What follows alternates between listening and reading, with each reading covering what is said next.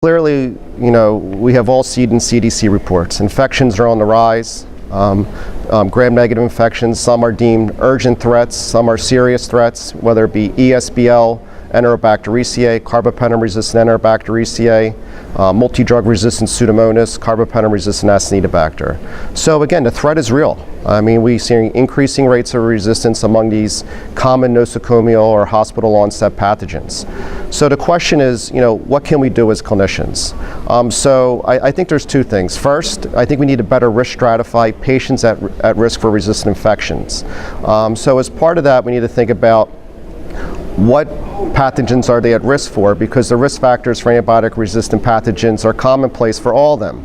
So in a given individual and based on the local hospital epidemiology, we really should be, risk stratifying our patient as how likely is this an ESBL?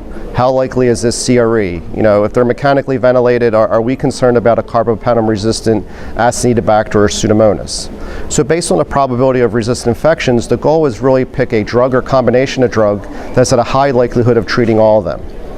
So when we think about treatment selection, particularly with gram-negative bugs, I think more and more, combination therapy is the rule. And the reason why I say that is twofold. One, using two drugs increases the probability of getting it right the first time. I think we have ample data that shows is two drugs or even using three drugs has a higher probability of at least ensuring that the patient receives one active drug within the first 24 to 48 hours. The second thing is, a lot of these resistant gram-negative infections have very high bacterial burdens. So we're dealing with infections with resistant mutants at baseline.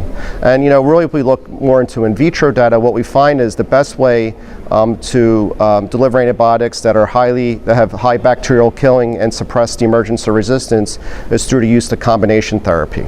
So whether that be using two drugs in the same class or different classes still remains to be defined, but I do believe there's an advantage.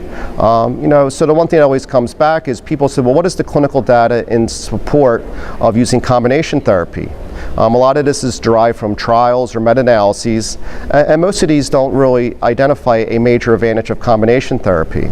We're working on a paper right now. We took a bit closer look at this, and what we find is, yes, overall there may not be an overall advantage of combination therapy, but if you start looking at certain pockets of patients, those critically ill, those in the ICU, those with pathogens that are less susceptible, you do see advantage of using combination therapy, particularly with the beta-lactam with an aminoglycoside. So again, I think what we have done to date is we have done these trials and they failed to demonstrate a demonstrable difference. I would argue a lot of those trials weren't conducted in the patient population who would benefit most from combination therapy.